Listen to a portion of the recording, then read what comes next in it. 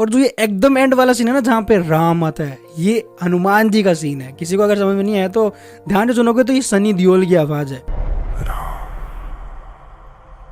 ये सनी देओल की आवाज है, अगर तुम ध्यान से सुनोगे तो ये डेफिनेटली काइंड ऑफ हिंट होगा कि पहले कुछ हिंट दे रहे हैं। जो हनुमान जी वहीं कहीं जंगल के अंदर है, वो राम राम कर रहे हैं, ये सनी देओल की आवाज है, अगर तुमने गौर नहीं किया हो तो। और जो टीजर का जो एंड वाला सीन है ना जहाँ पे राम जी से घुमा के तलवार ऊपर कर रहे हैं, ये वाला सीन जटायु वाला सीन होगा। मैं क्योंकि साइड में अगर तुम देखोगे ना तो यहाँ पे वो जल रही है, अस्थियां जल रही है, जहाँ पे जटायु को जलाया जा रहा है। और फाइनली वो अपने तलवार से काइंड ऑफ वचन कर रहे हैं कि हाँ वो सीता जी को छुड़ाएंगी उनको। और मुझे ऐसा लगता है कि यहीं पे मूवी पार्ट 1 का भी एंड होगा, जहाँ पे हमें जटायु के थ्रू, मोनोलॉग के थ्रू हमें रावणा का इंट्रोडक्शन होगा, जहाँ पे जटायु अपने मरी हुई हालत के अंदर सब कुछ एक्सप्लेन करेगा और उस वे के अंदर से धीरे धीरे उसी मोनोलॉग के अंदर हमें रावण का इंट्रोडक्शन दिखाया जाएगा। और ये वाला सीन होगा, मे बी ये मूवी का फाइनल सीन होगा। देखो वो कहते हैं ना कि first impression is the last impression और बेस्ट इंप्रेशन। ये टीजर उस प्रॉब्लम से गुजरता है, जैसे कि इसकी शुरुआत के अंदर ये वाला जो सीन है ना जहाँ पे ये चिड़िया उड़ रही है, सब कुछ जितना भी ये धुआं हो रहा है,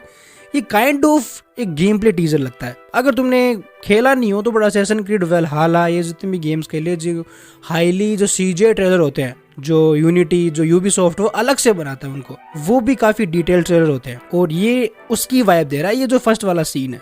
और यहीं से लोग दिमाग में बैठ जाते हैं कि हाँ मतलब थोड़ा सा ऑफ है, क्योंकि एक वो 4,000 रुपये का कनेक्शन है और एक मूवी का कनेक्शन है, तो वो फिर नहीं बैठता है कि this is not look like a 4,000 crore movie. इसीलिए चीजें यहाँ से स्टार्ट होती है, खत्म भी नहीं होती यहाँ के ऊपर। इसके बाद भी जितना भी ये जो सीन है ना, ये जो बड़ा सा मॉन्स्टर ये जो बर्फ के अंदर लड़ रहा है, सेम इस फील लाइक ए गेम का टीजर जो कि PS5 के होता है। कहानी के नैरेटिव के अकॉर्डिंग देखें तो मे बी ये वो सीन हो सकता है जहाँ पे जो रावण और जो कुंभकर्ण होंगे, जो दुनिया जीत रहे हैं, इंद्रदेव तक को भी उन्होंने पराजित कर दिया था, वो वाला सीन है।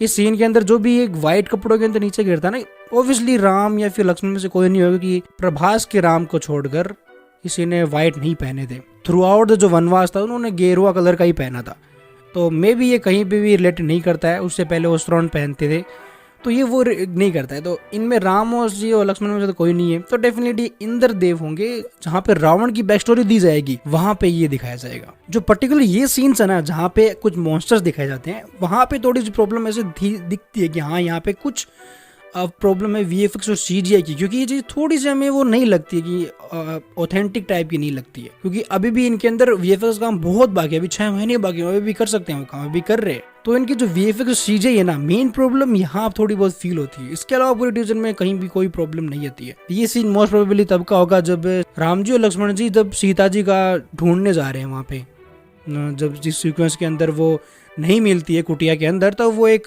काइंड ऑफ ए जर्नी पर निकलते हैं, तो बीच में उन्हें कुछ मॉन्स्टर्स मिलते हैं जिनके वो फाइट करते हैं, सब कुछ होता है ये। और ये तो तुम्हें पता चल गया होगा कि ये सीन स्वयंवर का है, जहाँ पे धनुष बाण तोड़ेंगे और परशुराम जी आएंगे।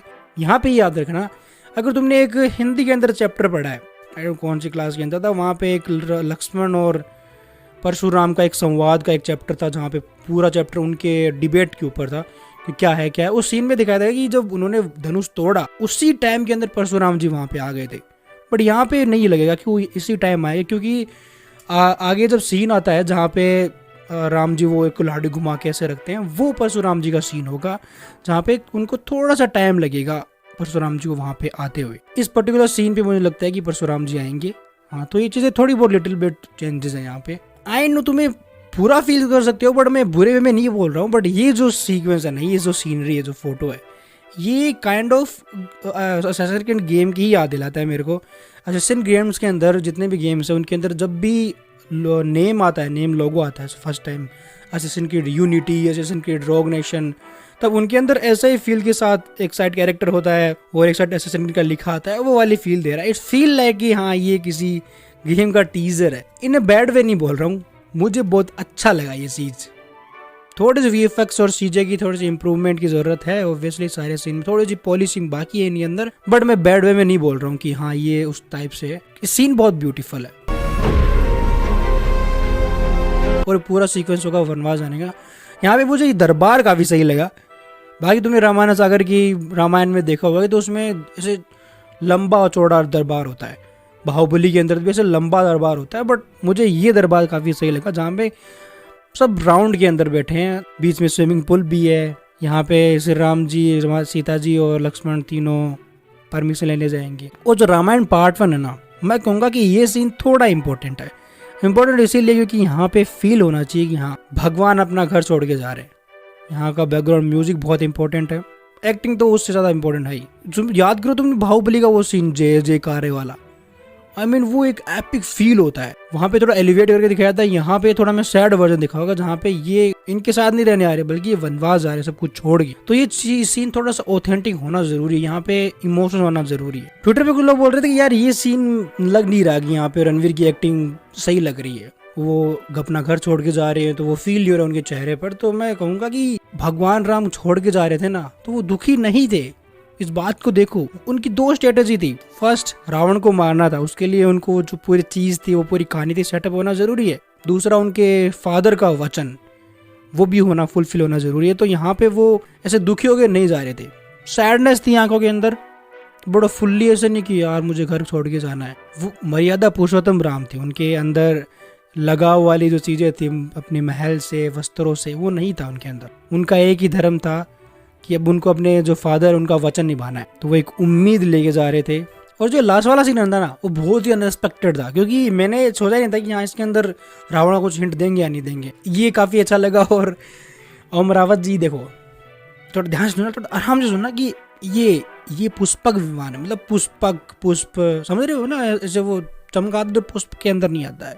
तो एक बार इसको 2-4 बार देखना और सोचना कि आपकी गलती कहाँ थी। सिर्फ सीट छोड़ने से मूवीज नहीं चलती है। बाकी आपने थोड़ा बताओ। So this was Cat on D Spring signing off. See you in the next time.